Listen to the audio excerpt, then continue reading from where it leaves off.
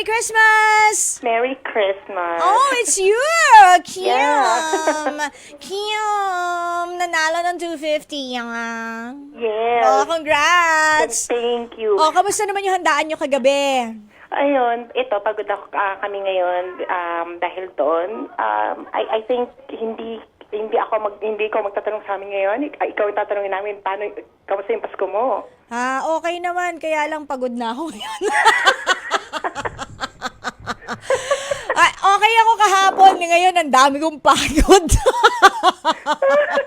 Pero Well, that's life. naisingit ko pa naman ang pagsisimba kahit online lang siya. Naisingit ko pa naman siya kahit paano. Kailangan talaga batiin natin ang happy birthday, hindi ba? Yung tunay Yes. na dahilan kung bakit tayo nagse-celebrate ng Christmas, di ba? Yes, and sometimes yun yung nakakalimutan talaga. Minsan parang focus na tayo sa sarili natin. Hindi, nakakalimutan na natin yung spirit of Christmas. Yes, at saka yung sa mga natataranta sa mga pamamili ng regalo kasi nga baka hindi nabigyan lahat, 'di ba? Pero above it all, yun nga, yung tunay na dahilan kung bakit may Pasko, yun yung dapat nating hindi nalilimot. Ano ba naman yung happy birthdayan nyo siya at mag-spend ng 1 hour, 'di ba? Kung tayo mga Roman Catholics, 'di ba? Kung spend 1 hour hearing mass, hindi ba, on this very special day. Okay, Kim, what can I do for you today? Well, first, regaluhan mo ako. Okay. Pakibigyan siya ng blank check. Oo. As in, literal na blanco. Walang kahit ano. Bahala ka na. Bahala ka na kung saan mo gustong gamitin ang blank check. Wala rin pangalan yung bangko. Blanco siya. Di ba? Okay, next. What can I do for you again? So hindi normal na laging napapansin at nababati ng Merry Christmas yung mga support mo dyan. So happy Christmas sa lahat ng support mo dyan, and I'm hoping na sana maging more blessings to come sa 2025 sa lahat sa inyo dyan sa station. Oh, thank you. Actually, kanina ko pa rin to kasama eh. Kanina Yes. pang 4 a.m. din sila. Gising. Yan. At saka hindi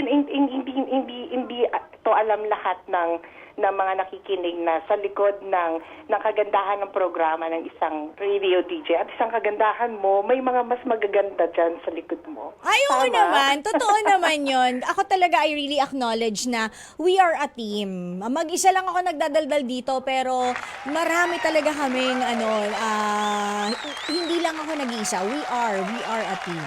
Yeah. Yun lang naman. Kaya lang naman ako nagtumawag para mag-shoutout. Inabangan ko talaga kasi ganitong oras talaga ako nakahiga lang. Walang trabaho na. So, yun. At least nakahiga na siya, di ba? Siyempre kasi dito, hindi naman...